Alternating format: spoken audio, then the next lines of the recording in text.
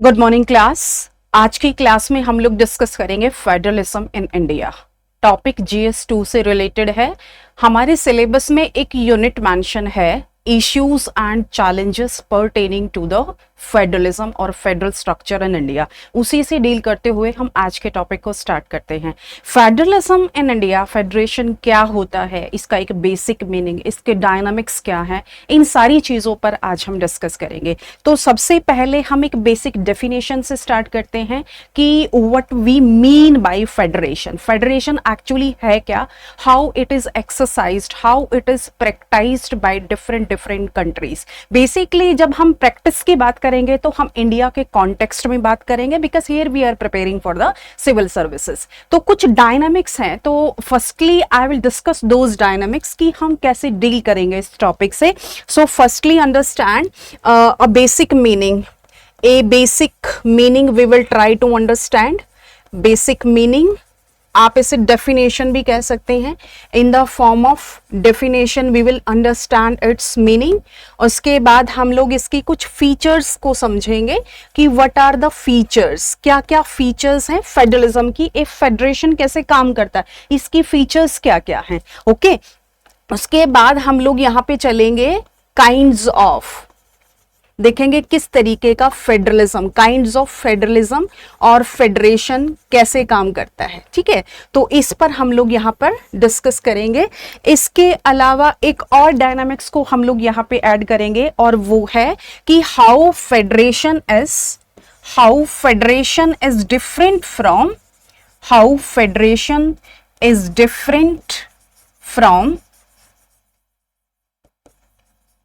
Unitary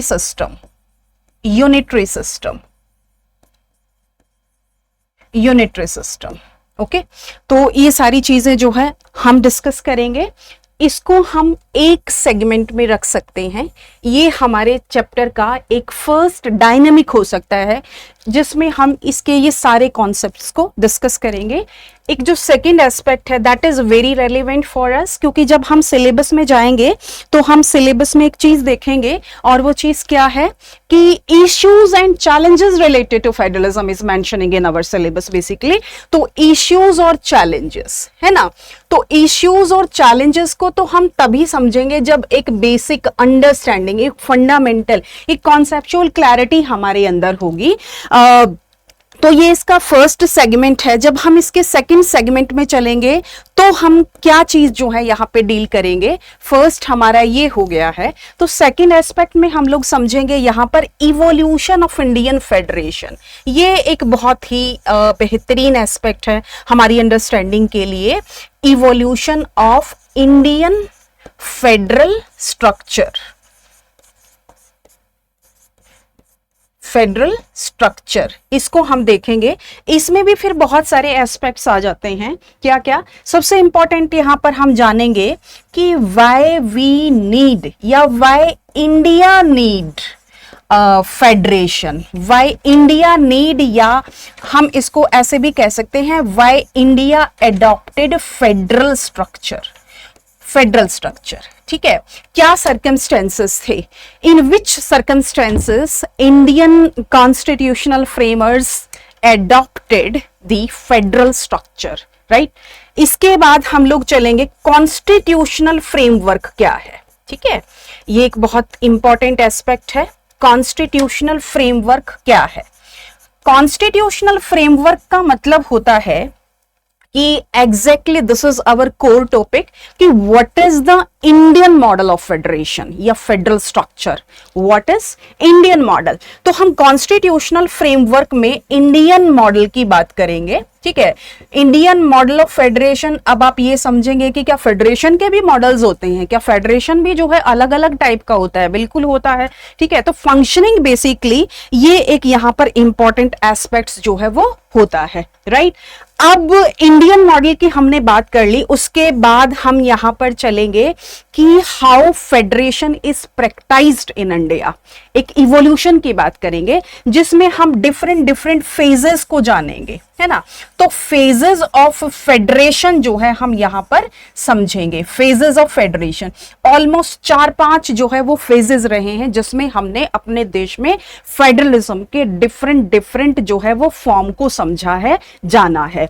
तो first phase यानी कि सिंस फ्रॉम द इंडिपेंडेंस से लेकर आज प्रेजेंट फॉर्म जो है वो फेडरेशन का क्या है उस तक हम पहुंचेंगे। एक टाइमलाइंस के फॉर्मेट में हम यहां पर देखेंगे, फीचर्स भी जानेंगे, ठीक है। तो फेजेस ऑफ फेडरेशन के बाद हम लोग यहां पर फिर चलेंगे कि जो है इश्यूज क्या हैं, एक्चुअली चैलेंजेस क्या हैं।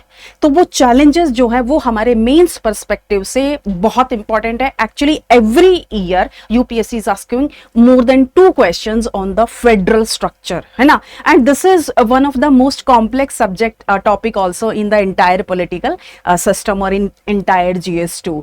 So we will understand the basic things in a simultaneously in a orderly manner so that you can make a better clarity about this topic. And at last हम लोग यहाँ पर challenges की बात करेंगे कि क्या क्या चैलेंजेस हैं और इन चैलेंजेस की वजह से कैसे फेडरल स्ट्रक्चर जो है वो एक वर्ज पर है, ठीक है। तो कैसे फेडरल स्ट्रक्चर के सामने इंडिया के कॉन्टेक्स्ट में वो कौन से चैलेंजेस हैं, जैसे जनरली स्टेट्स के क्या क्या इश्यूज हैं, ठीक है। तो सेंटर स्टेट रिलेशंस के क्या इश्यूज हैं उनको हम लोग यहां पर डिस्कस करेंगे। तो since from the very beginning, since from the independence, कि what is the current status of federation in India या federal structure in India, we will discuss over this, okay. तो ये हमारा एक मेजर, इसके अलावा हम सॉल्यूशंस क्या दे सकते हैं ये भी हम लोग डिस्कस करेंगे। साथ ही जब हम Indian model of federal system को डिस्कस करेंगे तो वहां पर हम सुप्रीम कोर्ट के व्यू को भी जानेंगे कि सुप्रीम कोर्ट ने क्या कहा है, हमारा कॉन्स्टिट्यूशन क्या कहता है, बिकॉज आफ्टर ऑल कॉन्स्टिट्यूशन का जो फाइनल इंटरप्रेटर है वो कौन है, वो है हमारे ऑनरेबल सुप्रीम कोर्ट, राइट। तो चलिए let's start federalism in India. First aspect को डिस्कस करते हैं डियर स्टूडेंट्स, जिसमें हम लोग फेडरेशन जो है वो जो एक बेसिक टर्म है उसको डिस्कस करेंगे, ठीक है। तो फेडरेशन जो कि एक बेसिक टर्म है, इसे हम लोग समझेंगे। ये जो टर्म है ये कहां से ली गई है, ये कहां से आई है। तो फेडरेशन जो है वो लैटिन टर्म से ली गई है। ये ना एक लैटिन टर्म है, एक लैटिन वर्ड है, और ये लैटिन टर्म क्या है, ये है फ्योडस, ठीक है। फ्योडस एक टर्म है जिसका मतलब क्या होता है, इसका मतलब होता है एक पैक्ट, एक ट्रीटी, एक एग्रीमेंट, एक एग्रीमेंट समझिए, या आप इसे एक कॉवेनेंट भी कह सकते हैं, ठीक है। और ये एग्रीमेंट भी कैसा, म्यूचुअल वाला, ठीक है। तो ये एक बेसिक टर्म है जिससे हमने ये टर्म ली है। अब हम फेडरेशन को डिफाइन करते हैं, इसके बेसिक मीनिंग को समझते हैं। ये बेसिकली क्या है, ये एक पॉलिटिकल फिलॉसफी है। क्या है, एक पॉलिटिकल फिलॉसफी है जो डिफाइन करती है किसको, कि किसी देश में कोई भी गवर्नमेंट है उसकी फॉर्म क्या है, राइट। तो फॉर्म क्या है, तो it is that political philosophy which is defining the form of government, यानी कि एक पर्टिकुलर पॉलिटिकल सिस्टम को डिफाइन करती है। पॉलिटिकल सिस्टम यानी कि जिसने कुछ प्रिंसिपल्स को कैरी किया हुआ है। Hence we can say federalism is both a principle as well as a form of government. Let's understand कि कैसे ये प्रिंसिपल हो गया। तो फेडरेशन को हम क्या कहते हैं कि ये दोनों है, क्या क्या, ये एक प्रिंसिपल भी है, एक प्रिंसिपल भी है, और एक फॉर्म ऑफ गवर्नमेंट भी है, एक फॉर्म ऑफ गवर्नमेंट। जहां पर फॉर्म ऑफ गवर्नमेंट की बात होती है वहां पर हम समझते हैं, क्या समझते हैं, कि ये एक पर्टिकुलर पॉलिटिकल सिस्टम को डिफाइन कर रही है, ठीक है। अब प्रिंसिपल और फॉर्म ऑफ गवर्नमेंट, इन दोनों का मीनिंग किसमें कंटेन है? फेडरेशन। अब प्रिंसिपल की हम बात करते हैं कि which principle is carrying federation, तो यहां पर प्रिंसिपल आ जाएगा डिसेंट्रलाइजेशन। डिसेंट्रलाइजेशन क्या होता है? Which is related to the devolution of powers. क्या है? Devolution of power. बहुत अच्छे से हम इसको समझेंगे।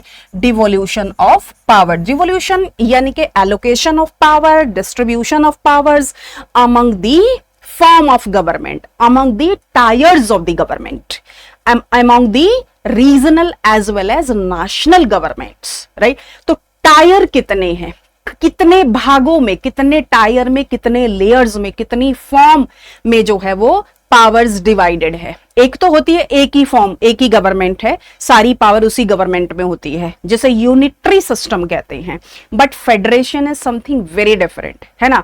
इसीलिए ये कहा जाता है कि जो फेडरेशन होता है उसे डेमोक्रेसी का ट्रू इंडिकेटर माना जाता है, यानी कि federation is a true indicator of democracy. कैसे है, इस मीनिंग को भी हम समझेंगे कि डेमोक्रेसी और फेडरेशन क्या मीनिंग है, क्यों इंडिकेटर माना जाता है, ठीक है। इसीलिए जनरली जो है आप न्यूज़पेपर में पढ़ते होंगे, एक टर्म आती है कि federal balance is very important to maintain the democratic strata in the India. Why?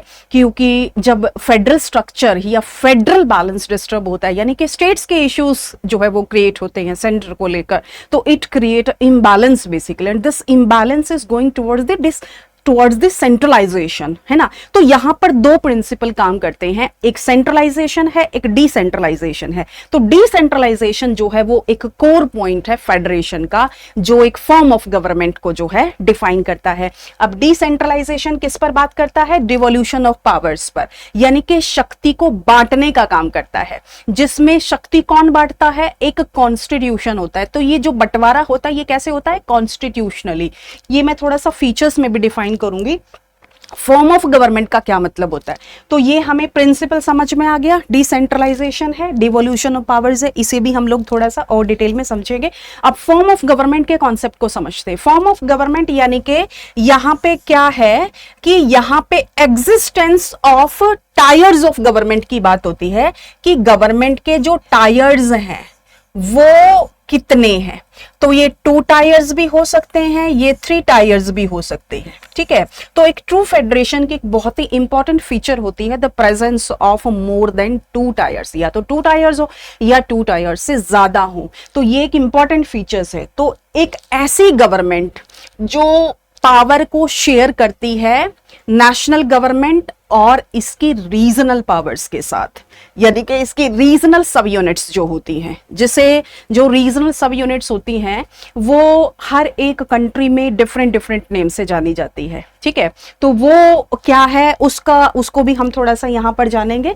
पहले हम लोग फॉर्म ऑफ गवर्नमेंट, जैसे गवर्नमेंट का जो एग्जिस्टेंस है वो दो फॉर्म में होता है।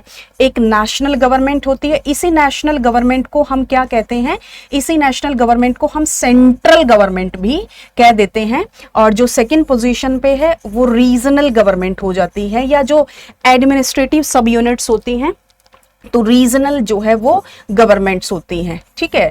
अब जैसे हमने एक मीनिंग यहाँ पर पढ़ा था फ्यूडस से, पैक्ट, ट्रीटी, एग्रीमेंट, कॉवेनेंट होता है। तो जो ये नेशनल गवर्नमेंट और रीजनल गवर्नमेंट होती है, इनके बीच में एक म्यूचुअल एग्रीमेंट होता है, mutual agreement of power sharing, और वो भी इंडिपेंडेंट पावर शेयरिंग, जिसमें एक special kind of power sharing होता है, special kind of power sharing जो कि पावर शेयरिंग इंडिपेंडेंट होता है। नेशनल गवर्नमेंट की अपनी पावर्स, रीजनल गवर्नमेंट की अपनी पावर्स, ठीक है। और ये जो पावर्स होती हैं, ये पावर जो है सेंट्रल गवर्नमेंट या नेशनल गवर्नमेंट नहीं देगी, ये हमें कॉन्स्टिट्यूशन से डायरेक्ट मिलेगी, है ना। तो constitution will be the major source of power distribution between national and regional, ठीक है। तो इनके बीच जो पावर शेयरिंग होगी वो इंडिपेंडेंट होगी, डिपेंडेंट नहीं होगी, ठीक है। यानी कि रीजनल पावर नेशनल गवर्नमेंट से किसी मामले में कम नहीं होगा, लेकिन कुछ चीजों में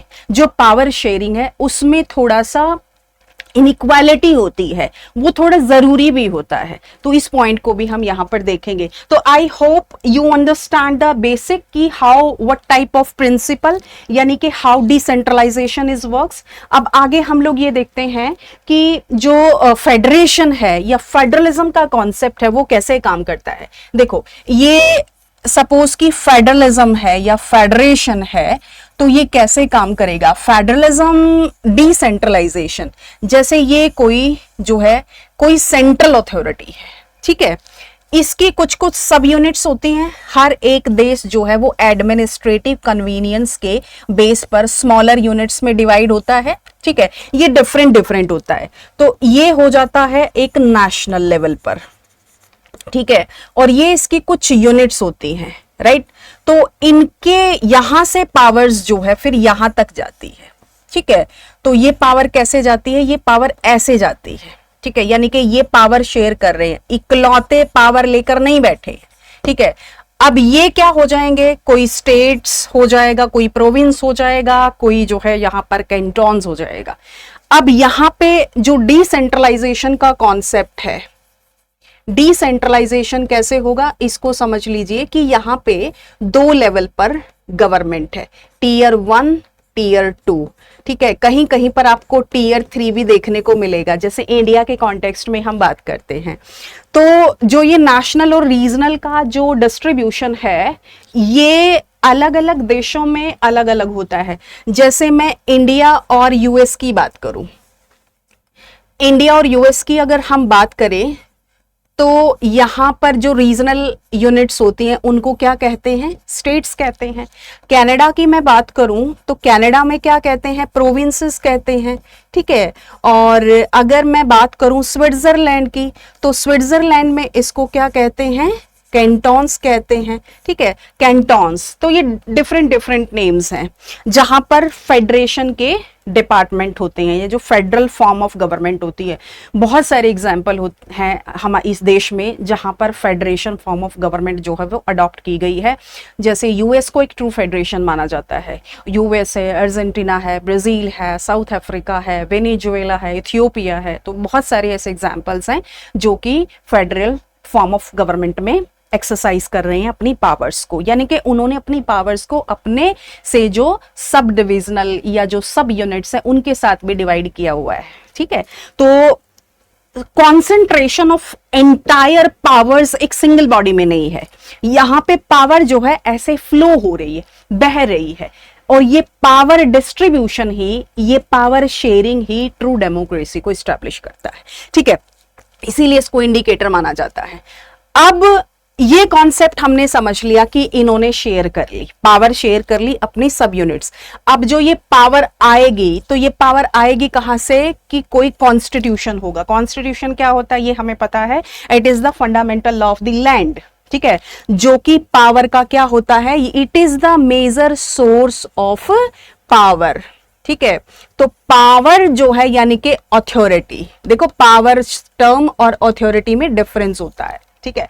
तो power could be anything, power could be economically, physically, और जो है mentally, it could be any in any form, but authority is always legalized, है ना। when power got legalization it becomes authority, ठीक है। जैसे देश में IAS ऑफिसर पावरफुल नहीं होते, they are authority, ठीक है। तो ऑथोरिटेटिव होते हैं, मतलब ऑथोरिटेटिव का एक अलग मीनिंग होता है, बट वो एक अथॉरिटी होते हैं जब उनको एक लीगल सैंक्टिटी मिल जाती है, एक लीगल सैंक्शन मिल जाता है, दैट बिकम। अब यहां पर जो है ये जो पावर है जो नेशनल गवर्नमेंट को मिल रही है और इनको मिल रही है, ये जो है कॉन्स्टिट्यूशन से मिल रही है।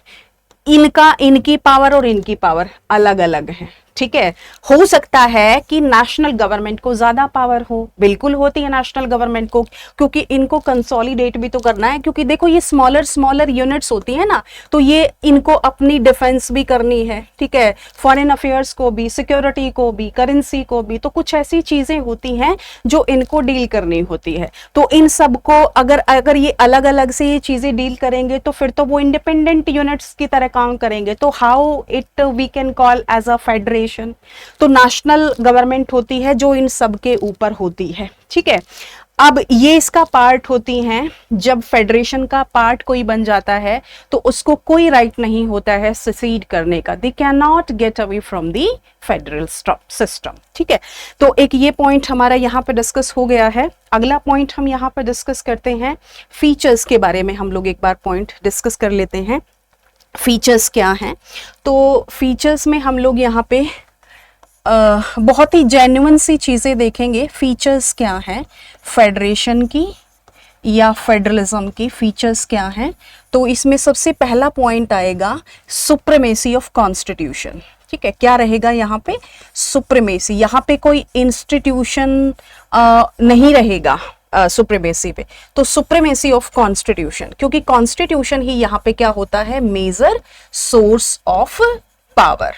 क्या होता है? मेजर सोर्स ऑफ पावर, ठीक है, जो सभी टायर्स में को पावर डिस्ट्रीब्यूट करता है, ठीक है। स्टेट गवर्नमेंट की क्या पावर होगी, प्रोविंसेस की क्या पावर होगी, तो इसके लिए ना लिस्ट बनी हुई होती है ना। जैसे हम एग्जांपल ले सकते हैं इंडिया के कॉन्टेक्स्ट में, तो इंडिया की फीचर्स जो है अगर हम डिस्कस करें तो इसमें 7th शेड्यूल है ना, तो ये फीचर्स भी हैं इंडिया की, है ना। क्यों है? क्योंकि इंडिया में भी सुप्रीमेसी है कॉन्स्टिट्यूशन की, सेंट्रल गवर्नमेंट की नहीं है, पीएम हाउस की नहीं है, पार्लियामेंट की नहीं है, ठीक है, और जुडिशरी इंडिपेंडेंट है।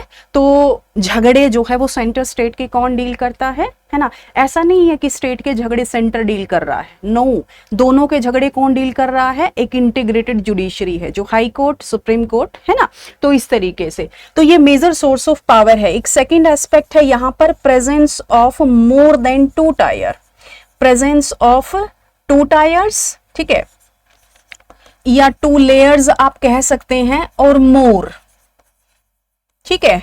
तो जैसे नेशनल गवर्नमेंट हो गया और स्टेट गवर्नमेंट हो गया, या जहां पर भी जिस देश का सब डिविजनल जो यूनिट्स हैं उसको हम लोग कंसीडर कर सकते हैं। एक इसमें यहां पर आ जाएगा कि जो सेम सिटीजन्स होते हैं, सिटीजन्स जो होते हैं उस देश के, तो जो है सिटीजन्स जो है वो सेम सिटीजन्स जो है वो डील किए जाते हैं नेशनल गवर्नमेंट के द्वारा भी और स्टेट गवर्नमेंट के द्वारा भी, लेकिन रूल जो है वो अलग अलग ही एप्लीकेबल होंगे। लेकिन इसका मतलब ये नहीं है कि कॉम्पैटिबिलिटी नहीं होगी, ठीक है, कॉम्पैटिबिलिटी होगी, एक हार्मनी भी होगी दोनों के बीच में। सेंटर और स्टेट के जो रूल्स होंगे वो एक दूसरे को कॉन्ट्रावीन नहीं करेंगे। They will establish a compatibility, they will establish a harmonious relations between the two, right, so that we can ensure a healthy federal balance, right? So that is also important. So the same citizen will be deal. तो citizens के साथ जो deal करेंगे वो दोनों करेंगे, national as well as state, तो दोनों करेंगे यहाँ पर, राइट। इसके अलावा हम यहाँ पर जो है एक आध फीचर्स को और यहाँ पर कंसिडर कर सकते हैं, जैसे कि अपॉइंटमेंट्स को लेकर, है ना। तो कुछ जो है टॉपिक्स ऐसे होते हैं जो नेशनल गवर्नमेंट को दिए जाते हैं ज़्यादा लेवल पर, जैसे डिफेंस है, ठीक है, ये ज़रूरी होता है, डिफेंस है, करेंसी है, ठीक है, और आप नेशनल सिक्योरिटी का पॉइंट कह सकते हैं, कम्युनिकेशन है, ठीक है। तो ये सारे पॉइंट जो है यहाँ पर हम डिस्कस कर सकते हैं। तो ये इस तरीके की फीचर्स होती हैं, ठीक है। तो ये कुछ मेजर फीचर्स हैं, राइट। और अगला है इंडिपेंडेंट पावर शेयरिंग। क्या होता है? Independent power sharing. ये एक इंपॉर्टेंट एस्पेक्ट है, और ये इंडिपेंडेंट पावर शेयरिंग जो है इसको हम लोग क्या कहते हैं? ये एक specific type of power sharing होती है। ये स्पेशल टाइप ऑफ या special kind of power sharing हम इसको कह सकते हैं, ठीक है, special kind of power sharing हम इसको कह सकते हैं। तो ये कुछ जो है वो मेजर यहाँ पर फीचर्स हैं। एक एस्पेक्ट और डिस्कस कर लेते हैं, जैसे हमने डिसेंट्रलाइजेशन के कॉन्सेप्ट को डिस्कस किया था। तो एक डिसेंट्रलाइजेशन होता है, और इसी के साथ साथ हम एक और कॉन्सेप्ट को समझते हैं, सेंट्रलाइजेशन। क्या है? सेंट्रलाइजेशन, ठीक है। तो डिसेंट्रलाइजेशन किसके कॉन्सेप्ट को रिप्रेजेंट करता है? ये फेडरेशन को, ठीक है। और सेंट्रलाइजेशन किसको करता है? ये करता है यूनिटरी पॉलिटिकल सिस्टम को या यूनिटरी फॉर्म ऑफ गवर्नमेंट को। How we will deal it. Decentralisation power sharing की बात करता है, यानी कि जो एक अथॉरिटी है, ठीक है, वो अपनी सब यूनिट्स के साथ भी पावर को डिवाइड करेगी, ठीक है, और पावर कहां से आएगी, कॉन्स्टिट्यूशन, ठीक है। तो यहां पर पावर जो है वो डिस्ट्रीब्यूट होगी, कैसे, जैसे ये सब यूनिट्स है, यहां पर पावर आएगी, फिर और सब यूनिट्स है वहां पर पावर आएगी। जैसे मैं इंडिया के कॉन्टेक्स्ट में बात करूं तो इंडिया का जो फेडरेशन है वो 3 टायर्स है, क्या है, 3 टायर्स है, यानी कि गवर्नमेंट एग्जिस्ट करती है कितने लेवल पर, 3 लेवल्स पर, ठीक है। तो फर्स्ट लेवल पर नेशनल गवर्नमेंट है जिसे हम सेंटर गवर्नमेंट भी कहते हैं, दूसरे नंबर पर जो है वो स्टेट गवर्नमेंट है, और तीसरे नंबर पर लोकल गवर्नमेंट्स है, ठीक है। तो लोकल गवर्नमेंट, स्टेट गवर्नमेंट, अब इनको पावर कहां से मिल रही है, तीनों की पावर जो है वो इंडिपेंडेंट पावर है, कहां से मिल रही है, कॉन्स्टिट्यूशन से, ठीक है। तो सेंट्रल 7th शेड्यूल, तो इसके और इसके बीच में 7th शेड्यूल में जो है वो पावर दी गई है, स्टेट लिस्ट है, यूनियन लिस्ट है, कॉन्करेंट लिस्ट है, ठीक है। तो ये एक इंपॉर्टेंट, फिर लोकल गवर्नमेंट को भी पावर मिल रही है, 73rd अमेंडमेंट हुआ था, 74th अमेंडमेंट हुआ था, इनके लिए 11th शेड्यूल है, इनके लिए 12th शेड्यूल है, इनके सबके अपने अपने रेस्पेक्टिव जो है वो सब्जेक्ट्स डिवाइडेड हैं, ठीक है, जिन पर ये अपने ऑर्डर्स कर सकते हैं, लॉ पास कर सकते हैं, इनके अपने इंडिपेंडेंट सोर्स ऑफ रेवेन्यू को भी डिफाइन किया गया है, ठीक है। तो ये एक दूसरे से इंडिपेंडेंट होते हैं एक ट्रू फेडरेशन में, but Indian model is something else, है ना। तो these are considered as integrated, तो उसको हम डिस्कस करेंगे। तो यहां पर जहां पर बात होती है पावर के डिस्ट्रीब्यूशन की, ठीक है, on the opposite side centralisation में पावर जो है वो कॉन्सेंट्रेट होती है, तो पावर अंदर की तरफ, ठीक है, पावर यहां पे ऐसे, ठीक है, कोई डिस्ट्रीब्यूशन नहीं है। ऐसे बहुत से एग्जाम्पल्स हैं जो पावर शेयर नहीं करते और बाद में उनके यहाँ पे जो है इश्यूज भी हुए हैं। जैसे हम एक बहुत पुराने एग्जाम्पल्स ले सकते हैं, जैसे बेल्जियम में क्या हुआ था ना, कि बेल्जियम में जो है जर्मन स्पीकिंग और फ्रेंच स्पीकिंग का कुछ इशू हुआ, एंड दे डिसाइडेड कि दे विल गेट ऑटोनॉमी, है ना। तो बेल्जियम में क्या हुआ, फेडरेशन को एस्टैब्लिश किया, तो उन्होंने पावर शेयर करी अपने रीजनल लोगों के साथ, एक रीजनल स्ट्रक्चर के साथ। श्रीलंका में भी इश्यू हुआ था, जैसे हम लोग पढ़ते हैं, बहुत पुराने सिस्टम था वहां पे एक लिट्टे का, है ना, जो 2009 में खत्म हुआ था। तो वहां पे भी क्या हुआ था, जो तमिल स्पीकर्स थे उनके साथ जो है वो डिस्क्रिमिनेशन हुआ था, they are also demanding autonomy, लेकिन उनके साथ पावर शेयर नहीं हुआ। तो पावर जो है वो सिंगल्स अपने साथ चाहते थे, तो श्रीलंका में पावर शेयरिंग नहीं हुई। जहां पावर शेयरिंग नहीं होती वहां डेमोक्रेसी नहीं होता है। तो जहां पे concentration of entire power is in the single hand, that is called centralisation. अच्छा, आज के टाइम के जो मेजर इशू है ना, जो इंडिया के सामने सबसे बड़ा चैलेंज है, वो यही है कि अब इंडिया का जो फेडरेशन है वो एक वो एक फेडरेशन सिस्टम नहीं रहा है। Now this system is going towards the centralisation. अब वो एक सेंट्रलाइज्ड हो रहा है, ठीक है, instead of decentralisation. Okay, so here we will understand in this manner. तो जो सेंट्रलाइजेशन है वो यूनिटरी सिस्टम की तरफ जाता है, तो this is the major difference. Okay, तो major power sharing principle here we will decide. Is that clear, right. तो डिसेंट्रलाइजेशन, सेंट्रलाइजेशन, तो यहां पे प्रिंसिपल किसने कैरी किया हुआ है, तो यूनिटरी, है ना। अब यहां से कॉन्सेप्ट निकलता है कि भैया इंडिया का जो मॉडल है, फिर हम उसको क्या कहेंगे। अब यहां से हम अपने सेकंड जो है एस्पेक्ट की तरफ निकलते हैं, जिसमें हम इवोल्यूशन की बात करेंगे, ठीक है। अब इवोल्यूशन क्या है, evolution of Indian federal structure.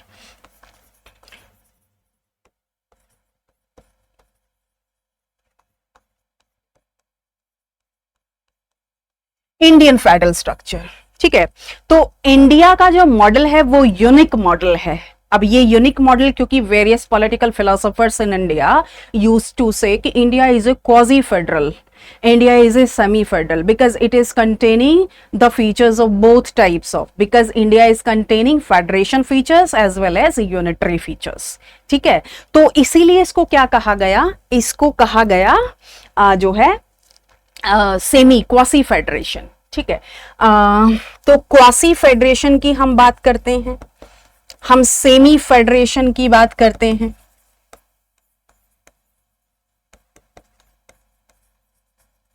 हम सेमी फेडरेशन की बात करते हैं, तो ये इंडियन मॉडल ऑफ फेडरेशन है, Indian model of federation.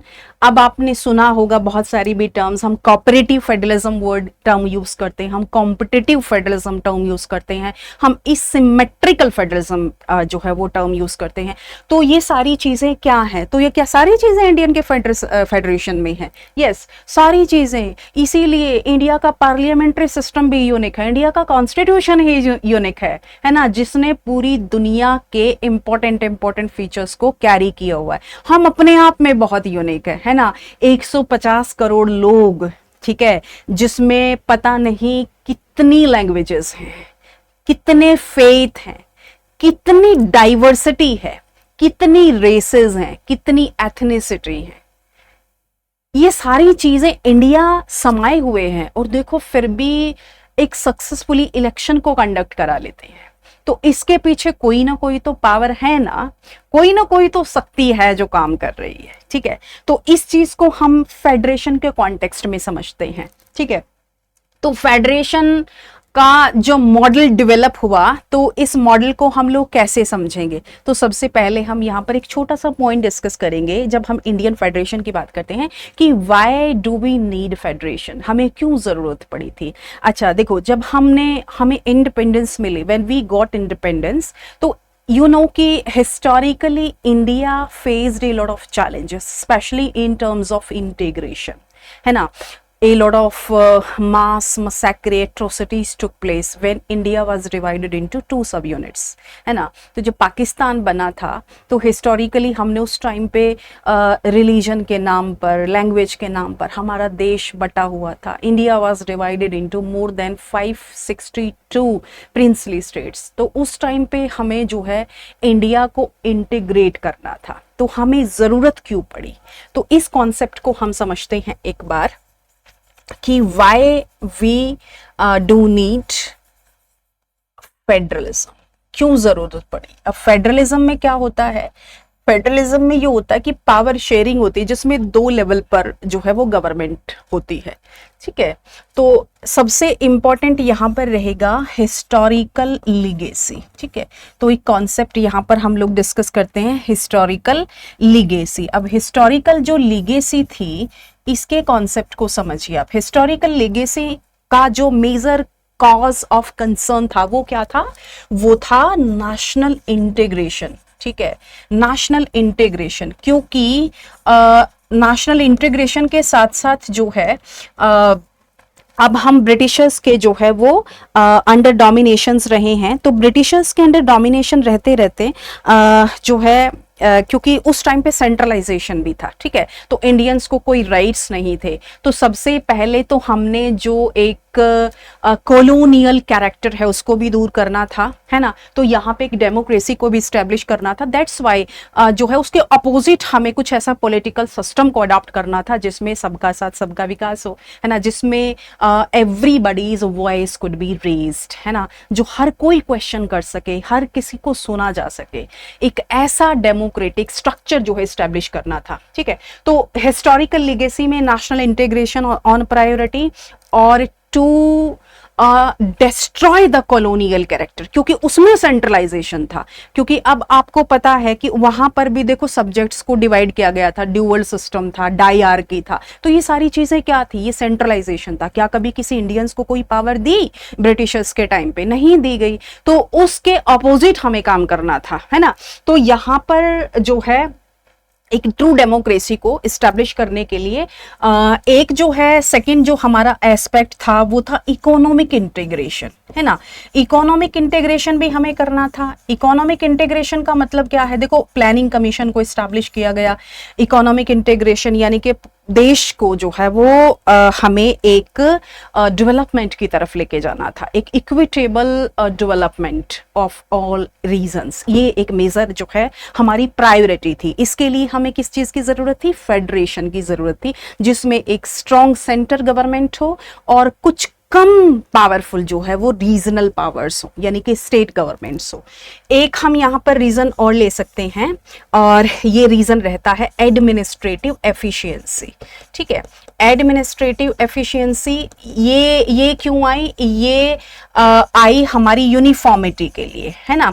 Uniformity कैसे? देखो, जैसे एडमिनिस्ट्रेटिव एफिशिएंसी, पॉलिसी इनिशिएटिव्स। ठीक है, तो पॉलिसी इनिशिएटिव्स जो है सेंट्रल गवर्नमेंट भी कर सकती है और स्टेट गवर्नमेंट भी कर सकती है एज पर देयर सिचुएशंस। ठीक है, जैसे एडमिनिस्ट्रेटिव मशीनरी सबसे पावरफुल क्या मानी जाती है? ऑल इंडिया सर्विसेज, है ना। तो जो ऑफिसर्स होते हैं उनको कौन रिक्रूट करता है, कौन ट्रेन करता है? सेंट्रल गवर्नमेंट करती है। और काम किसके लिए करते हैं? स्टेट के लिए। तो स्टेट गवर्नमेंट में एडमिनिस्ट्रेटिव एफिशिएंसी को इंश्योर करने के लिए भी एक फेडरेशन की जरूरत थी, है ना। अब अपना सेंट्रल गवर्नमेंट का के साथ भी काम करते हैं आईएएस ऑफिसर, और स्टेट गवर्नमेंट के साथ भी काम करते हैं। तो इससे क्या है, एक यूनिफॉर्मिटी रहती है। स्टेट गवर्नमेंट ये नहीं कह सकते कि सेंट्रल गवर्नमेंट का जो है वो अलग से सिस्टम है और या उनके पास एडमिनिस्ट्रेटिव एफिशिएंसी है, स्किल्स है, हमारे पास नहीं है। तो यूनिफॉर्मिटी के लिए जो है हमने फेडरेशन को जो है अडॉप्ट किया। यूनिफॉर्मिटी का मतलब क्या है कि हर एक स्टेट भी अपनी सर्विसेज को रिक्रूट कर सकता है। तो हर एक स्टेट का पब्लिक सर्विस कमीशन भी है, you know it this well, है ना। तो एक ये रीजन रहा है कि why do we need federalism. तो बेसिक चीजें। अब हम लोग बात करेंगे कि इंडियन मॉडल जो है वो कैसे डेवलप हुआ। तो Indian model of federation, Indian model of federal structure हम कह सकते हैं, या फेडरेशन भी आप इसको कह सकते हैं, इंडियन मॉडल ऑफ। तो इसमें सबसे पहले हम बात करेंगे कॉन्स्टिट्यूशनल फ्रेमवर्क, है ना। क्योंकि देखो पॉलिटी में हम कुछ भी पढ़ते हैं ना, तो सबसे पहले हम लोग बात करते हैं कि पॉलिटी के जिस एस्पेक्ट को हम डिस्कस कर रहे हैं उससे रिलेटेड हमारा कॉन्स्टिट्यूशन क्या बोलता है, कौन सा प्रोविजन है, कौन सा पार्ट है जो कॉन्स्टिट्यूशन जो है इससे डील करता है। अब फेडरेशन की बात करें, ठीक है, तो इंडियन कॉन्स्टिट्यूशन जो है वो फेडरलिज्म के बारे में, the constitution of India does not speak explicitly about federalism. ठीक है, तो वो फेडरलिज्म के बारे में एक्सप्लिसिटली बात नहीं करता है। The meaning of federation is implicitly inherent. Article 1 से शुरू करते हैं। ठीक है, तो आर्टिकल 1 क्या बोलता है? आर्टिकल 1 में क्या कहा गया है कि India that is Bharat shall be union of state. ये अपने आप में एक बहुत ही शानदार टर्म है। ठीक है, यूनियन ऑफ स्टेट्स। ठीक है, अब यूनियन ऑफ स्टेट्स की बात करी, ठीक है, अब यहां पे फेडरेशन की भी तो बात की जा सकती थी। ठीक है, जब भाई हमने फेडरल स्ट्रक्चर अपना ही लिया है, तो why the constitution framers did not use the term federation, why they used union? इसके पीछे भी जो है एक बहुत ही इंपॉर्टेंट स्टोरी है। चलो समझते हैं इस स्टोरी को। वो क्या स्टोरी है? ये स्टोरी है, इस स्टोरी की बात करते हैं। क्या स्टोरी है? देखो, जब हम फेडरेशन की बात करते हैं, जब हम किसी पॉलिटिकल स्ट्रक्चर की बात करते हैं, एक particular type of form of government की बात करते हैं जिसमें पावर शेयरिंग जो है वो specially at the core point, decentralisation is at the core point. तो फेडरेशन को हम यहाँ पे ना 2 टाइप में डिवाइड करते हैं। फर्स्ट यहाँ पे आ जाता है हमारा कमिंग टुगेदर फेडरेशन। ठीक है, एक ये टाइप है कमिंग टुगेदर फेडरेशन, और एक रूल आ जाता है हमारा holding together federation. Holding together federation, ठीक है, coming together federation, holding together federation, है ना। तो इंडिया किसका एग्जाम्पल है? इंडिया जो है वो यहां पर होल्डिंग टुगेदर का एग्जाम्पल है, होल्डिंग टुगेदर फेडरेशन। अब कमिंग टुगेदर क्या होता है? कमिंग टुगेदर मीन्स कि एक ऐसा फेडरेशन जिसमें स्मॉल यूनिट्स अवेलेबल हैं। ठीक है, जैसे यूएस को एग्जाम्पल माना जाता है, एक ट्रू फेडरेशन है। क्यों है ट्रू फेडरेशन? क्योंकि व्हेन यूएस, अमेरिका, उससे पहले ये पता है क्या था? इसका नाम था अमेरिका। अब आपको अमेरिका और यूएसए को समझना पड़ेगा। यूनाइटेड स्टेट्स ऑफ अमेरिका, ये टर्म जो है वो अपने आप में फेडरेशन को दर्शाती है। ठीक है, तो यूनाइटेड स्टेट्स ऑफ अमेरिका का जो कॉन्सेप्ट है वो इसके फेडरेशन को दर्शाती है, क्योंकि जब अमेरिका को ब्रिटिशर से इंडिपेंडेंस मिली थी ना, तो उस टाइम पे America was divided into 13 colonies. ठीक है, तो इन 13 कॉलोनीज ने क्या किया कि भाई हम जो है ज्वाइंट हो जाते हैं। इन्होंने आपस में एग्रीमेंट किया है ना, जो हमारी सिक्योरिटी के लिए, हमारे इंटीग्रेशन के लिए, डिफेंस के लिए काम कर सके। तो एक म्यूचुअल एग्रीमेंट हो गया, और वो म्यूचुअल एग्रीमेंट क्या हुआ, पावर शेयरिंग पे, कि हम आपके साथ पावर शेयर करेंगे, हम आपके सबऑर्डिनेट नहीं होंगे। तो फेडरेशन में पावर शेयरिंग होता है, सबऑर्डिनेशन नहीं होता है। ठीक है, अब यहां पर ये इनके बीच में क्या हो गया, म्यूचुअल एग्रीमेंट। ये आपस में इन्होंने ये एग्रीमेंट किया कि हम ऐसा करेंगे, ये मिलकर आए। ठीक है, तो इन्होंने म्यूचुअल एग्रीमेंट किया, और इन्होंने फिर ये 13 कॉलोनीज से क्या बन गए, यूएसए, है ना।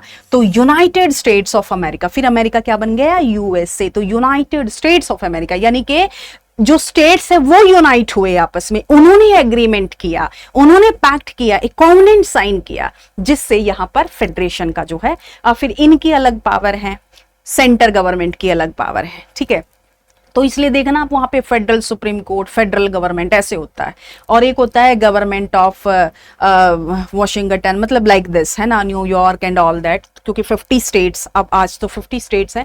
तो this is the true example of coming together federation. अच्छा, हमारे में ऐसा कुछ हुआ था जब हमें इंडिपेंडेंस मिली थी, तो क्या हमारे देश के भी स्टेट्स ने, जो प्रिंसली स्टेट्स थे, क्या उन्होंने ऐसा सोचा था कि हम लोग भी चलो भाइयों इकट्ठे हो जाते हैं, है ना, और एक नेशनल जो है एक बिगर यूनिट हम लोग बनाते हैं, जो हम सबको प्रोटेक्ट कर सके, सिक्योरिटी से, डिफेंस से। ठीक है, और हम भी पावर एंजॉय कर सके, अपने अपने रेस्पेक्टिव रीजन के डेवलपमेंट के लिए काम कर सके।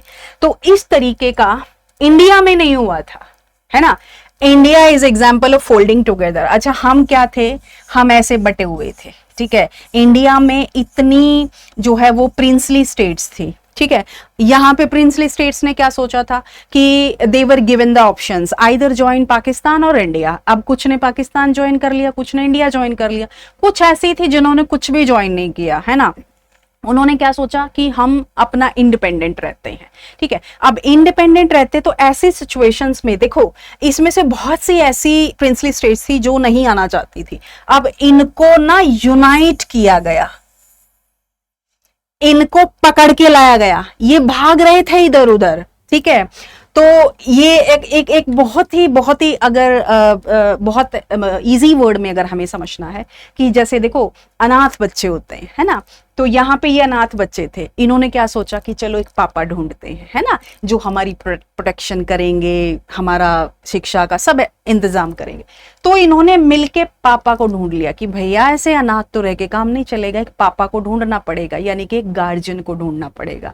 ठीक है, जो हमारे जो एक बिगर यूनिट है, ताकि एक इंटीग्रेशन एंश्योर हो सके। ठीक है, लेकिन यहाँ पर जो ये बच्चे थे ये बड़े उद्दंड थे। ठीक है, इन्होंने क्या सोचा कि हमें किसी पापा की जरूरत नहीं, हम अकेले ही सफिशिएंट है। लेकिन यहाँ पर फिर इनके पापा जो है वो बने कौन, पटेल, सरदार पटेल। ठीक है, तो उन्होंने क्या किया कि हम तुम्हारे पापा है।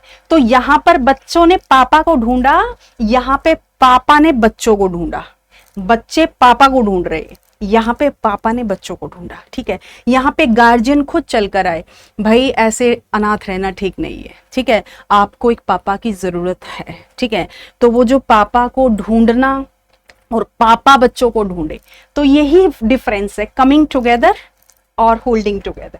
तो यहाँ पे होल्डिंग टुगेदर हुआ, है ना, इसलिए हमने यूनियन टर्म यूज किया। तो ये यूनियन है। ठीक है, लेकिन इस यूनियन में एक फेडरेशन का एक बहुत इंपॉर्टेंट है कि ये जब चाहकर भी जो है वो सेंटर से अलग नहीं हो सकते हैं, है ना। इसीलिए आप देखना कि आर्टिकल 2, आर्टिकल 3, आर्टिकल 4, इन सब में क्या बताया गया है कि जब भी किसी स्टेट की जो है वो बाउंड्रीज ऑल्टर करनी है, उसका नाम ऑल्टर करना है, तो वो सेंटर गवर्नमेंट कर सकती है। स्टेट गवर्नमेंट जो है वो इससे रिलेटेड कुछ भी नहीं कर सकता है। ठीक है, तो स्टेट गवर्नमेंट जो है वो एक मान लो नया स्टेट बनाना हो, 2 को 1 बनाना हो, 1 को 4 बनाना हो, तो कुछ भी काम है तो वो कौन करेगा, सेंटर गवर्नमेंट। ये किसके हाथ में, पार्लियामेंट के हाथ में। ठीक है, तो इसलिए जो है यहाँ पर हमने यूनियन ऑफ स्टेट्स को यूज किया था टर्म को, ठीक है। तो इसलिए हम यहाँ पे क्या कहते हैं कि जो फेडरेशन है वो यूनियन ऑफ स्टेट्स में ही इनहेरेंट है, ये एक इम्प्लिसिट है। अगर यहाँ पे फेडरेशन ऑफ स्टेट्स लिखा होता तो ये तो एक्सप्लिसिटली हो जाता, फिर अब इम्प्लिसिटली है ना, तो टर्म क्या है वो इम्प्लिसिट है, यानी कि यूनियन में ही हमने फेडरेशन की चीजें ढूंढ ली कि हाँ, और हमने अपने आप को डिक्लेयर कर दिया कि हम भी एक फेडरल सिस्टम है, ठीक है। लेकिन ये फेडरल सिस्टम जो है वो यूनिक है, क्यों? क्योंकि इसमें यूनिटरी सिस्टम की भी फीचर्स हैं और फेडरेशन की भी है, ठीक है। तो ये जो सिस्टम है, ठीक है, तो हम ये कह सकते हैं कि India is A federal country, ठीक है। तो इसमें कोई दो राय नहीं है कि हम नहीं कह सकते, ठीक है। तो लेकिन आप इसको ऐसे देख सकते हो, दो इंपॉर्टेंट एस्पेक्ट है, how you will start your introduction, कि not a matter of debate, है ना। तो देखो हमारा कॉन्स्टिट्यूशन एक्सप्लिसिटली इम्प्लिसिटली जो है वो बता रहा है यूनियन, ठीक है। तो फीचर्स हो गए, होल्डिंग टुगेदर फेडरेशन का एग्जांपल है, और एक यूनिटरी फेडरेशन और जो है वो यूनिटरी पॉलिटिकल सिस्टम और फेडरल पॉलिटिकल सिस्टम, दोनों की विशेषताएं हैं, ठीक है। अब यहाँ पर ना हम छोटा सा एक सुप्रीम कोर्ट के व्यू को भी जान लेते हैं, ठीक है। तो सुप्रीम कोर्ट के दो केस बहुत इंपॉर्टेंट हैं यहाँ पर। सुप्रीम कोर्ट ने एक केस डील किया था, इसमें सुप्रीम कोर्ट के जो वर्डिक्ट्स हैं, व्यूज ऑफ सुप्रीम कोर्ट, तो यहाँ पे दो केस इंपॉर्टेंट है। फर्स्ट केस है Rajasthan, state of Rajasthan versus union of India 1977। इसमें सुप्रीम कोर्ट ने कोऑपरेटिव फेडरलिज्म को जो है इंडियन मॉडल ऑफ फेडरेशन को इंडियन मॉडल ऑफ फेडरलिज्म को एक्सेप्ट किया था, ठीक है। इंडियन मॉडल ऑफ फेडरलिज्म, ये सुप्रीम कोर्ट का स्टेटमेंट है, ठीक है। और कब किया था? 1977 में। एक केस और था एसआर बोम्मई केस, ठीक है। तो एसआर बोम्मई केस जो हुआ था, ये केस हुआ था 1994 में, जिसमें हमने फेडरल स्ट्रक्चर को, ठीक है, इसमें सुप्रीम कोर्ट ने फेडरल स्ट्रक्चर को क्या माना था? बेसिक स्ट्रक्चर का पार्ट, कि ये बेसिक स्ट्रक्चर का पार्ट है, ठीक है। बेसिक स्ट्रक्चर जो है हमारे कॉन्स्टिट्यूशन का एक ऐसा पार्ट है जिसपे अमेंडमेंट नहीं किया जा सकता, ठीक है। तो इन्होंने कॉन्स्टिट्यूशन की प्योरिटी को, सैंक्टिटी को मेंटेन किया हुआ है, ठीक है। That's why because of the feature of basic structure of Indian constitution is called as living document, ठीक है। तो लिविंग डॉक्यूमेंट यानी कि एक जीता जागता राष्ट्र पुरुष, ठीक है। तो इस कॉन्टेक्स्ट में हम समझ सकते हैं, राइट। तो ये हमारा हो गया है सुप्रीम कोर्ट के व्यूज क्या हैं। अब थोड़ा सा ना आप इवोल्यूशन की बात करते हैं, ठीक है। तो इवोल्यूशन ऑफ इंडियन फेडरेशन, ठीक है। तो सदा से जो आज का फॉर्म है, इसको हम लोग चेंजिंग, यानी कि हम इसको ऐसे भी समझ सकते हैं कि ट्रेंड्स इन फेडरेशन, है ना। तो फेडरेशन के जो ट्रेंड्स हैं वो कैसे रहे। तो सबसे पहली जब हम यहाँ पर बात करते हैं, या हम इसको ऐसे भी समझ सकते हैं, फेजेस क्या हैं, ठीक है। तो फेजेस, ट्रेंड्स, ऐसे हम इसको समझ सकते हैं। तो इसमें 4-5 फेज की बात होती है, ठीक है, जो इंडिया के फेडरल स्ट्रक्चर को डिफाइन करता है, ठीक है। अब इसमें फर्स्ट स्टेज ट्रेंड्स, इवोल्यूशन, ठीक है। तो इवोल्यूशन कहें, ट्रेंड्स कहें, या हम इसको फेजेस कहें, ठीक है, ऑफ फेडरेशन इन इंडिया, ठीक है। अच्छा, यहां से ना प्रीलिम्स और मेंस दोनों के क्वेश्चन बनते हैं। प्रीलिम्स के कैसे बनते हैं और मेंस के कैसे बनते हैं?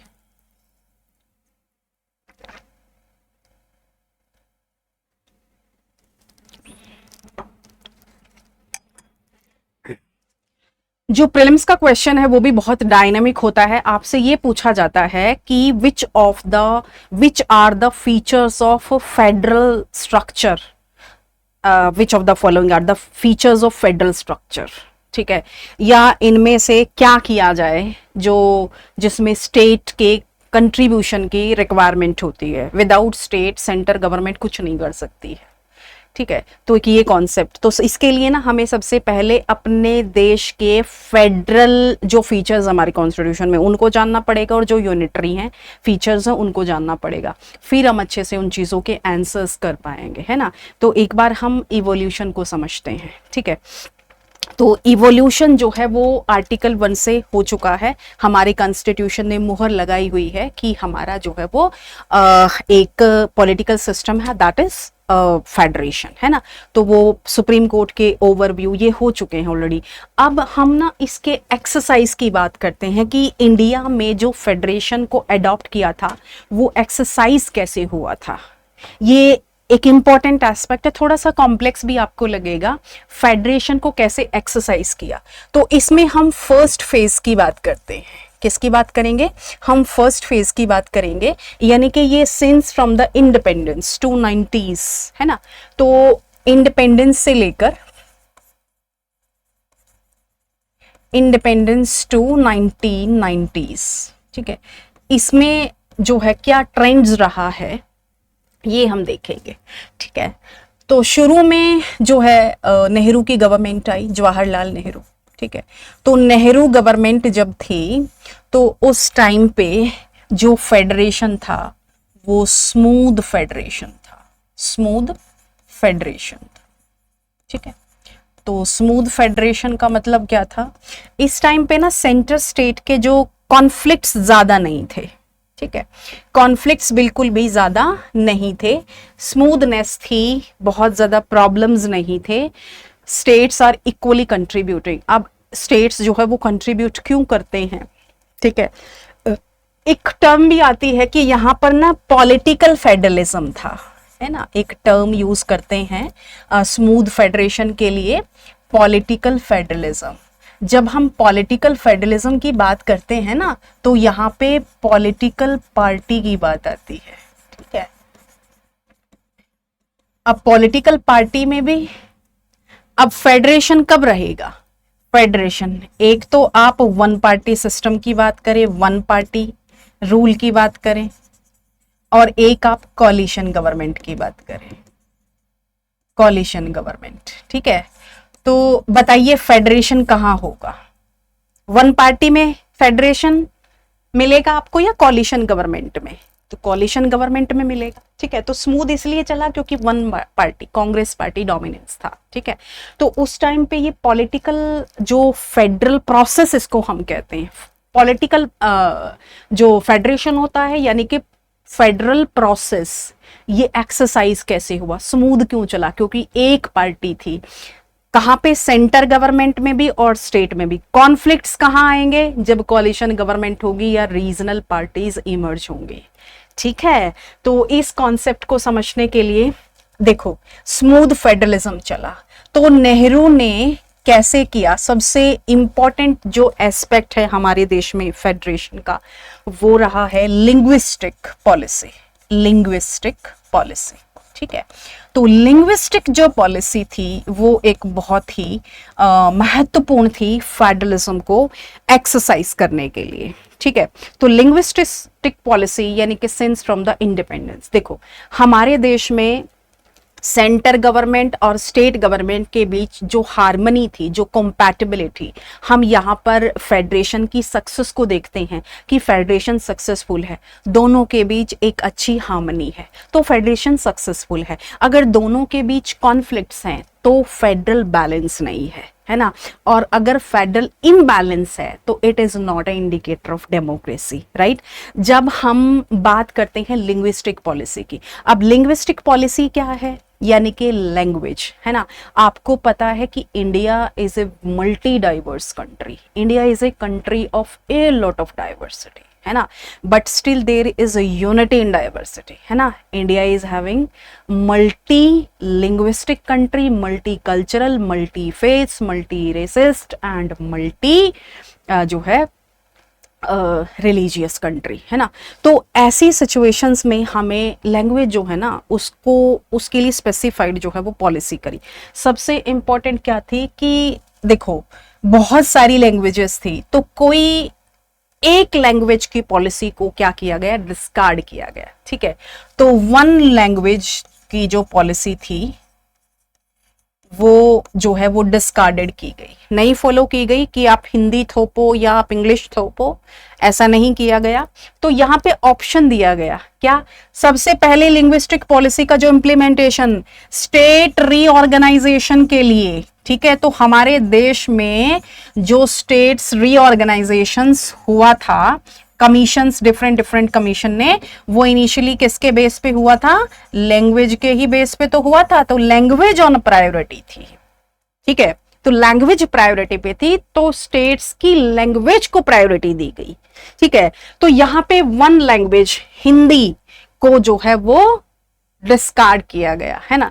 तो यहां पर हिंदी देखो ऑफिशियल लैंग्वेज तो है, लेकिन कोई नेशनल लैंग्वेज यहां पर डिक्लेयर नहीं की गई है। ठीक है, there is no national language. ठीक है, ये एक ऑफिशियल लैंग्वेज है। ऑफिशियल यानी कि आप ऑफिस में काम कर सकते हैं, आप ऑफिस की कोई रिपोर्ट तैयार करनी है, जितने भी सरकारी काम होते हैं आप उसमें हिंदी भाषा का यूज कर सकते हैं। लेकिन जो स्टेट्स हैं उसमें भी आप अपनी रीजनल लैंग्वेज का जो है वो काम कर सकते हैं। तो यहाँ पे जो है स्टेट रीऑर्गेनाइजेशन लैंग्वेज के बेस पर हुआ, तो यहाँ पर स्टेट को प्रायोरिटी दी गई, उनकी लैंग्वेज को प्रायोरिटी दी गई। तो फेडरेशन स्मूथ है ना, happiness everywhere is there is happiness. ठीक है, इसके अलावा देखो 8th शेड्यूल है, 8th शेड्यूल में क्या किया गया, 8th शेड्यूल में जो है जब कॉन्स्टिट्यूशन बना था तो ओरिजिनल कॉन्स्टिट्यूशन में 14 कॉन्स्टिट्यूशनल लैंग्वेजेस थी, शेड्यूल्ड लैंग्वेजेस थी। राइट नाउ कितनी है, 22 भाषाएं हैं। कितनी, 22 लैंग्वेजेस हैं, जो क्या है कॉन्स्टिट्यूशनल स्टेटस। आप 22 में से कोई भी भाषा अपने ऑफिस के लिए यूज कर सकते हैं। ठीक है, तो स्टेट्स ने अपनी लैंग्वेजेस को अडॉप्ट किया as a medium of language, as a mother tongue, as a medium of educational instructions they used basically. ठीक है, अब यहाँ पर जो है स्टेट्स को ऑप्शन दिया गया, हिंदी को जो है वो ऑफिशियल तो किया गया, ठीक है, लेकिन स्टेट्स को ऑप्शन दिया गया है ना। तो इसमें देखो सब कंसर्न स्टेट्स ने, स्पेशली सदर्न स्टेट्स में, क्योंकि Hindi is an issue with southern states, right, तो they past their regional language in their respective. जैसे केरला, तमिलनाडु की हम लोग बात करें तो presently they are working with their regional Tamil, Telugu, Kannada, Malayalam. Okay, तो इसमें वो लोग काम कर रहे हैं। तो यहाँ पर लैंग्वेज को जो है वो अपनी ऑफिशियल लैंग्वेज को डिक्लेयर करने के लिए, किसी भी लैंग्वेज को अपनी ऑफिशियल लैंग्वेज डिक्लेयर करने का ऑप्शन दिया गया, उन पर चीजें थोपी नहीं गई। ठीक है, तो इंडिया जो है वो कोई ना एक नेशनल लैंग्वेज को फॉलो नहीं करता है। तो ये सबसे इंपॉर्टेंट, तो सबसे पहले हम कह सकते हैं कि फेडरेशन को जब इंप्लीमेंट किया गया था तो इस सेंस में किया गया था। ठीक है, तो linguistic policy, state reorganisation, no national language, states were given option. अब यहाँ पर हम ऑप्शन थोपते तो क्या फेडरेशन होता, नहीं होता। ठीक है, तो ये पॉइंट हमें यहाँ पर समझना है, राइट। अब दूसरा ऑप्शन जो है यहाँ पर जो नेहरू के टाइम पे किया गया था वो हुआ था प्लानिंग कमीशन। क्या हुआ था, प्लानिंग कमीशन। अब प्लानिंग कमीशन का जो इस्टेब्लिशमेंट हुआ था 1951 में, it was established for the equitable development in all regions. Why it was established, and what is the basic purpose, what is the basic objective behind it? The economic integration of all regions. ठीक है, तो economic integration को ध्यान में रखते हुए है ना ये कमीशन जो है स्टैब्लिश किया गया। इस कमीशन के मेंबर्स होते हैं सारे के सारे स्टेट्स। ठीक है, चेयरमैन कौन होते हैं, प्रधानमंत्री। ठीक है, अब यहाँ पर जो ये इकोनॉमिक इंटीग्रेशन हुआ था ये क्या था कि भाई equitable allocation of the resources of the country among the states. ठीक है, तो इसमें जो लेस डेवलप्ड थे उनको थोड़ा सा और फोकस पे रखा गया, जो अच्छे से डेवलप कर सकते थे जैसे स्पेशली प्लेनी जो एरियाज होते हैं तो उनको फंड्स दिए गए, ग्रांट्स इन एड दिया गया, रेवेन्यू शेयर दिया गया। तो ये सारी चीजें जो है हमें यहाँ पर समझनी है। ठीक है, तो इक्विटेबल डिस्ट्रीब्यूशन जो है वो या ऑफ रेवेन्यू एंड डेवलपमेंट जो है वो इंश्योर किया गया है ना। इसके लिए देखो जब प्लानिंग कमीशन बनाया गया था तो 5 इयर्स प्लान जो है वो लॉन्च किए गए थे, है ना। इससे क्या था कि हर 5 साल बाद जो प्लान बनाया जाता है, हर 5 साल में उसका एक असेसमेंट तैयार किया जाता था, है ना। और उस असेसमेंट के बेस पे कि what could be done on the newly basis, क्या इनोवेशंस और हो सकता है। तो ये असेसमेंट बेस्ड जो है वो डेवलपमेंट था, ठीक है। तो असेसमेंट बेस्ड डेवलपमेंट किसके लिए था? स्टेट्स के लिए। अब स्टेट्स की डेवलपमेंट को यहां पे प्रायोरिटी दी गई थी। इकोनॉमिक इंटीग्रेट हो जाओ भैया, है ना, तभी हम एक स्मूथ फेडरलिज्म को जो है वो इस्टेब्लिश कर सकते हैं, ठीक है। तो ये जो है पॉइंट्स रहे थे हमारे। अब सेकंड फेज की हम बात करते हैं, ठीक है। ये फर्स्ट फेज स्मूथ फंक्शनिंग, फिर हम सेकंड फेज की, है ना, बात करते हैं, है ना। फिर ये जो कॉन्सेप्ट ना फिर आगे चलकर किस में बदल गया था? कोऑपरेटिव फेडरलिज्म में, ठीक है। कोऑपरेटिव फेडरलिज्म जिसमें नीति आयोग फिर जो है वो इस्टेब्लिश किया गया, ठीक है। नीति आयोग फिर आगे चलकर जो है फिर एक कॉम्पिटिटिव फेडरलिज्म में टर्न हो गया। तो जो ये वाला फेज था, तो यहाँ पे जो स्मूथ फंक्शनिंग चली थी वो थी 1960s तक, ठीक है। फिर यहाँ पे ना एक पीरियड आता है पोस्ट 1960s, ठीक है, 67। ये बेसिकली क्या था, क्योंकि यहाँ पे वन पार्टी डोमिनेंस था। अब यहाँ पे क्या होता है, यहाँ पे जो है वो स्प्लिट हो जाता है किसमें? ये कैसा फेज था? स्प्लिट इन कांग्रेस, है ना। तो कांग्रेस स्प्लिट हो जाती है और यहाँ पे more autonomy was demanded by the state, ठीक है। More autonomy was demanded by states, ठीक है, डिमांडेड बाय स्टेट्स। तो उन्होंने ऑटोनॉमी मांगी, ठीक है। तो ऑटोनॉमी मांगी क्योंकि ये थोड़ा सा फेज जो है वो एक ट्रांजिशन फेज था, जहां पे एक स्मूथ रिलेशन से अब वो एक फेज ऑफ कॉन्फ्रंटेशन में जाने वाले थे, ठीक है। तो 67 के बाद जो थर्ड फेज आता है, फिर ये फेज था, मैं फेडरलिज्म की बात कर रही हूं, ठीक है। तो फेज ऑफ कॉन्फ्रंटेशन की जो है वो यहाँ पर हम बात कर रहे हैं। कॉन्फ्रंटेशन यानी कि ये कॉन्फ्लिक्ट्स का जो है वो जोन था, कॉन्फ्लिक्ट्स थे यहाँ पर। तो यहाँ पे क्या था? इमरजेंस या राइज आप कह सकते हैं, emergence of regional political parties. अब से क्या हो गया? पॉलिटिकल पार्टीज आने लगी, वो भी रीजनल। इसमें एग्जाम्पल हम दे सकते हैं डीएमके का, ठीक है। तो ये पार्टीज जो है वो अपने अपने रीजन में इतनी पॉपुलर हो गई कि national political party, Congress party जो हुआ करती थी, उसको ओवरटेक कर दिया। तो ऐसी सिचुएशंस में आप समझिए कॉन्फ्रंटेशन होगा कि नहीं होगा? फेडरेशन, सेंटर स्टेट के इंटरेस्ट कोलैप्स करेंगे कि नहीं करेंगे? बिल्कुल करेंगे, ठीक है। तो इस कॉन्सेप्ट को हमें समझना है कि जब ये emergence of regional political system हुआ तो अब कॉन्फ्लिक्ट्स का एज शुरू हो गया, क्योंकि यहां पर चीजें आई कॉलिशन गवर्नमेंट, ठीक है, कॉलिशन गवर्नमेंट, ठीक है। तो कॉलिशन गवर्नमेंट के फेज में जो है ट्रू टेस्ट होता है कि फेडरल बैलेंस जो है वो रहता है कि नहीं रहता है, ठीक है। तो ये एक फेज था। उसके बाद जो है फोर्थ फेज आया फिर, ठीक है। फोर्थ फेज जो है वो 90s से 2014 तक माना जाता है। ये क्या था? ये कोऑपरेटिव फेडरलिज्म था, ठीक है। ये कोऑपरेटिव फेडरलिज्म, ठीक है। तो कोऑपरेटिव फेडरलिज्म जिसमें फिर देखो एक न्यू फेज जो है मोदी इरा जो है वो आता है, जिसमें डेवलपमेंट को, इकोनॉमिक डेवलपमेंट को, कैपिटलिज्म को, ट्रेड को, इन सब चीज़ों को जो है वो बहुत ज़्यादा इम्पोर्टेंस, प्रायोरिटी दी गई थी, ठीक है। तो फिर कोऑपरेटिव फेडरलिज्म का ये जोन, उसके बाद फिफ्थ फेज था, और ये जो फेज था ये था कॉम्पिटिटिव फेडरलिज्म था, ठीक है। कॉम्पिटिटिव फेडरलिज्म, जैसे कोऑपरेटिव फेडरलिज्म में हम एग्जाम्पल मानते हैं, ये 2014 से जो है प्रेजेंट तक है, अभी भी है ये, ठीक है। तो अभी ये एग्जिस्ट करता है, ठीक है। इसमें जैसे नीति आयोग, ठीक है। तो नीति आयोग देखो ये ना दोनों एक साथ चलते हैं, लेकिन कॉपरेटिव फेडरलिज्म और कॉम्पिटिटिव फेडरलिज्म दोनों एक साथ है, क्योंकि बिना कॉपरेशन के कंपटीशन भी नहीं हो सकता। तो यहाँ पे क्या था कि स्टेट्स आर एनकरेज्ड, तो कॉम्पिटिटिव क्या होता है कि states are encouraged to compete with each other for their development, है ना। जैसे इसमें हम एक एग्जांपल लेते हैं नीति आयोग। अब नीति आयोग का इंडेक्स होता है कि every concern state, every respective states major their development, health में क्या है, एजुकेशन में क्या है, सेक्स रेशो क्या है, या इंडस्ट्रीज कैसे ग्रो कर रही हैं, है ना, एम्प्लॉयमेंट का रेशो क्या है, ये सारे पैरामीटर्स जो है वो इंडिकेटर हैं, ठीक है। तो नीति आयोग ने बूस्ट किया किसकी तरफ, कॉम्पिटिटिव फेडरलिज्म।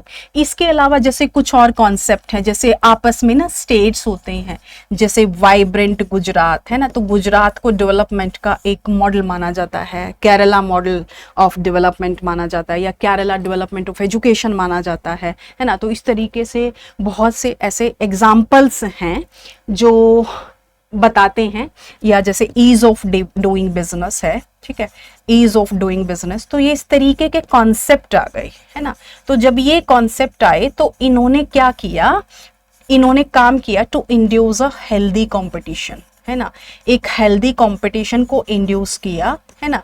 इसमें जैसे अभी तमिलनाडु है, सदर्न स्टेट्स हैं, केरला हैं, ठीक है। तो तमिलनाडु ने जो है वो मोर देन 11% ग्रोथ रेट के साथ जो है वो देश के डेवलपमेंट में कंट्रीब्यूट किया है ना।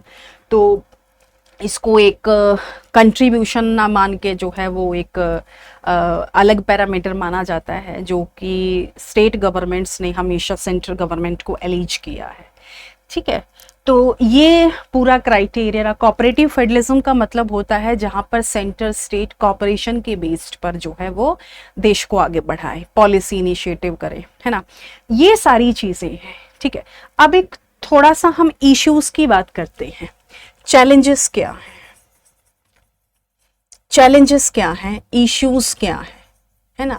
तो चैलेंजेस और issues with Indian federal structure, with Indian model of federation हम कह सकते हैं। तो इसमें देखो एक स्मूथनेस से आज हम किस तरफ जा रहे हैं, बहुत सारे ऐसे इश्यूज हैं, बहुत सारे ऐसे टॉपिक्स हैं जिसमें हमको जो है कोऑपरेटिव फेडरलिज्म या स्टेट ऑटोनॉमी, सोशल जस्टिस या फिर रिलीजियस हार्मनी जो है वो कहीं ना कहीं डिस्टर्ब हो रही है, ठीक है। तो चैलेंजेस इसमें सबसे पहले हम लोग चलते हैं कि जो पावर डिस्ट्रीब्यूशन है सेंटर स्टेट के बीच में 7th शेड्यूल को लेकर, ठीक है। तो 7th शेड्यूल में क्या है, 7th शेड्यूल में 3 लिस्ट हैं, यूनियन लिस्ट है, स्टेट लिस्ट है, कॉन्करेंट लिस्ट है,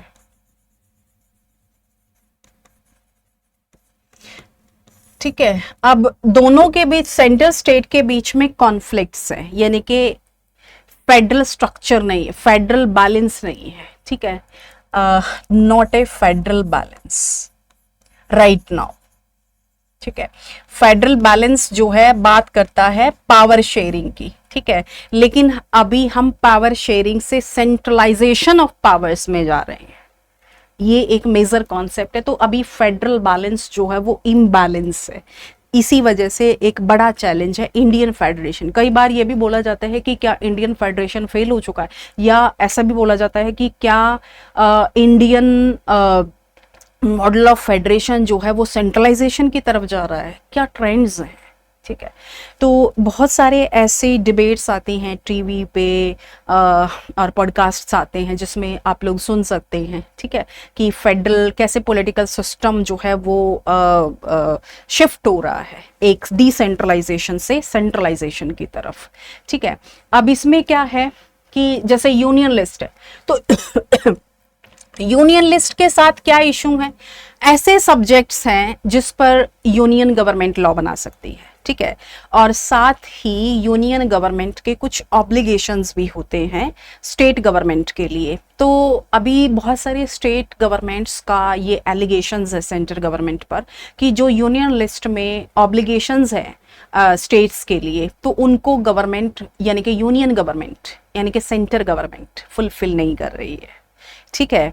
तो जैसे फिस्कल फेडरलिज्म की हम बात करें तो फिस्कल फेडरलिज्म जिसमें independent source of revenue defined किए गए हैं, लेकिन आर्टिकल 280 के अंतर्गत फाइनेंस कमीशन कॉन्स्टिट्यूट कौन करेगा? यूनियन गवर्नमेंट करेगा। तो वो जो टैक्स रेवेन्यू होता है उसका एलोकेशन होता है, तो वो सब सेंट्रल गवर्नमेंट के हाथ में होता है। तभी मतलब एक तरीके से कह सकते हैं कि states are mostly dependent for revenue on central government. तो यहाँ पे सेंट्रल गवर्नमेंट जो है वो अपने ऑब्लिगेशंस फुलफिल नहीं कर पा रहे हैं, तो जिसलिए इस वजह से एक फेडरल बैलेंस जो है वो नहीं बन पा रहा है।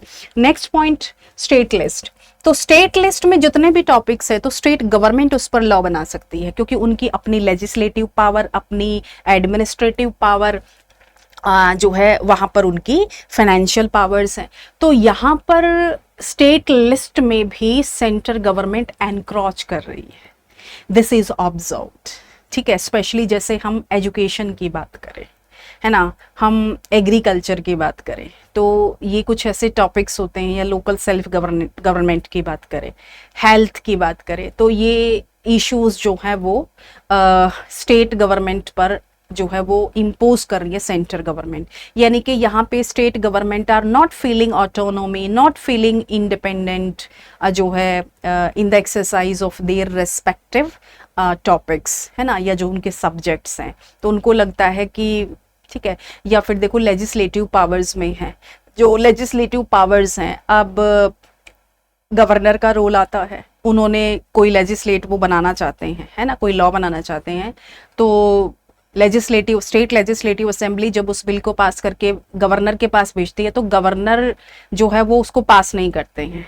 तो यहाँ पे क्या हो जाता है कि वो कानून उन्हीं चीजों पर तो बना रहे हैं ना, जो तो उन्हीं चीजों पर तो वो बना रहे हैं जहां पे उनका रेस्पेक्टिव फील्ड है। तो यहाँ पे गवर्नर जो है वो एक रेस्ट्रिक्शंस उनके साथ लिए क्रिएट कर सकते हैं, जिस वजह से स्टेट गवर्नमेंट काम नहीं कर पा रही है। तो role of governor becoming very crucial here, क्योंकि गवर्नर को जो है कौन अपॉइंट करते हैं? सेंट्रल गवर्नमेंट, जो एक लिंक है सेंट्रल गवर्नमेंट का, या presence of central government in states in the form of governor. तो यहाँ पे ये पॉइंट काफी जो है हेल्दी हो जाता है इन ऑर्डर टू अंडरस्टैंड, जो कि एक फेडरल इम्बैलेंस को क्रिएट कर रहा है। और दूसरा, कॉन्करेंट लिस्ट तो है ही completely encroached by union government, ऐसा बोलते हैं, है ना, और फैक्ट्स के साथ ही ऐसा बोला भी जाता है, ठीक है। तो ये जो है 7th शेड्यूल में जो फेडरल स्ट्रक्चर था, तो इसमें जो है कॉन्करेंट लिस्ट जो है वो completely grasp bye union government, state government के साथ भी ऐसा हो रहा है, ठीक है। और जैसे फाइनेंशियल जो रेवेन्यू या जो फाइनेंशियल स्ट्रक्चर है, या फेडरेशन है, फाइनेंशियल फेडरेशन अगर हम बात करें, ठीक है, तो इसमें क्या है, आर्टिकल 280 में, ठीक है, एक फाइनेंस कमीशन होता है। ये फाइनेंस कमीशन क्या करता है? जो भी टैक्स रेवेन्यू होता है, जैसे एक एग्जांपल लें हम, जैसे 15th फाइनेंस कमीशन ने अभी तो 16 भी जो है वो कॉन्स्टिट्यूट हो चुका है, लेकिन 15th फाइनेंस कमीशन ने 41% टैक्स रेवेन्यू जो है वो स्टेट्स को एलोकेट करने के लिए रिकमेंड किया था। और फाइनेंस कमीशन के जो रिकमेंडेशंस होते हैं ना, वो मैंडेटरी होते हैं गवर्नमेंट के लिए, लेकिन ये हुआ कितना है? 33.16%, ठीक है।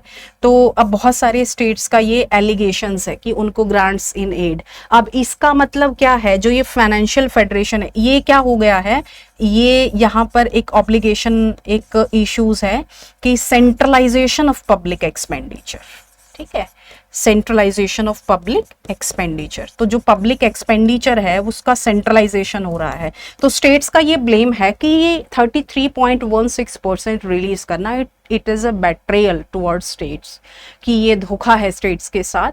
सेंट्रल गवर्नमेंट को ऐसा नहीं करना चाहिए, क्योंकि देखो सेंट्रल गवर्नमेंट अगर ऐसा करेगी तो जो है या इस एक फेडरेशन को या स्टेट लिस्ट को या अपने राइट्स को इम्प्लीमेंट कराने के लिए स्टेट्स को हर बार सुप्रीम कोर्ट जाना पड़ता है ना, लिटिगेशंस के लिए। उसको क्या करना पड़ रहा है अभी स्टेट गवर्नमेंट को? प्रोटेस्ट करना पड़ रहा है, सुप्रीम कोर्ट में लिटिगेशन करना पड़ रहा है, अंडर आर्टिकल 131 में ओरिजिनल सूट्स फाइल करने पड़ रही हैं। तो उनको क्या है, क्योंकि कॉम्पैटिबिलिटी कहीं ना कहीं मिसिंग हो गई है, चीज़ें डिसेंट्रलाइजेशन से सेंट्रलाइजेशन की तरफ जा रही है, जो कि एक फेडरल इम्बैलेंस जो है वो क्रिएट कर रहे हैं, तो जो कि एक डेमोक्रेसी का इंडिकेटर नहीं है। ठीक है, तो ये एक तरीके से डिक्टेटरशिप या फासिस्ट अप्रोच दिखाता है सेंट्रल गवर्नमेंट की, जो फेडरेशन के जो कैरेक्टर है उसके अगेंस्ट है।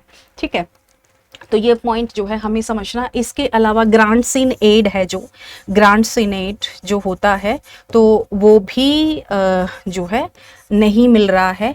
जैसे स्पेशली सेंट्रल स्पॉन्सर्ड जो स्कीम्स होती हैं उसके लिए क्या होता है कि दोनों स्टेट और centre government work on the collaborations, है ना। तो जो कोलैबोरेशंस है वो भी कहीं ना कहीं डिस्टर्ब हो रहा है। एक एग्जांपल यहाँ पे हम देखते हैं, जैसे तमिलनाडु गवर्नमेंट ने क्या किया था कि उनका एक अभियान था समग्र शिक्षा अभियान। ठीक है, तो उनको उनकी फंडिंग नहीं मिली, क्योंकि स्टेट गवर्नमेंट ने उनके ऊपर इम्पोज किया कि आप जो है पीएम श्री यानी कि प्रधानमंत्री श्री स्कीम पर को जो है आप साइन करेंगे तभी आपको जो है वो फंडिंग मिलेगी। तो इसके लिए क्या कर रहे हैं, गवर्नर पेंडिंग बिल्स रखते हैं प्रेसिडेंट की कंसिडरेशन के लिए, तो महीनों तक पेंडिंग्स हैं, तो सुप्रीम कोर्ट में जा रहे हैं स्टेट्स इम्प्लीमेंट कराने के लिए। तो उनकी अपनी लेजिस्लेटिव पावर्स को जो है वो ख़त्म एक तरीके से वो हो रही हैं। दूसरा पॉइंट यहाँ पे आता है कि जो सेंट्रली स्पॉन्सर्ड स्कीम्स हैं तो उनकी फंडिंग क्यों रोकी जाती है। जैसे कई बार एक और ब्लेम दिया जाता है, तमिलनाडु गवर्नमेंट ने ही कहा है, केरला भी जो है वो ब्लेम करता है, एलीज करता है यूनियन गवर्नमेंट को कि 2015 में Arun Jaitley when the then finance minister they laid a foundation of all India medical जो है वो इन चेन्नई तमिलनाडु में इस्टेब्लिश करना था उसको, तो उस का जो है 2019 में फाउंडेशन रखा गया, बट अब तक बिल्डिंग अनकंस्ट्रक्टेड है because of due to lack of fundings. ठीक है, तो इसके अलावा भी बहुत सारी देखो बाकी पॉलिटिकल एस्पेक्ट्स हैं, हम उन पर नहीं चलेंगे, बट एक्चुअली जो फैक्ट्स हैं जो फेडरल इम्बैलेंस क्रिएट करते हैं तो उनको हम ज़रूर से कंसीडर करेंगे। ठीक है,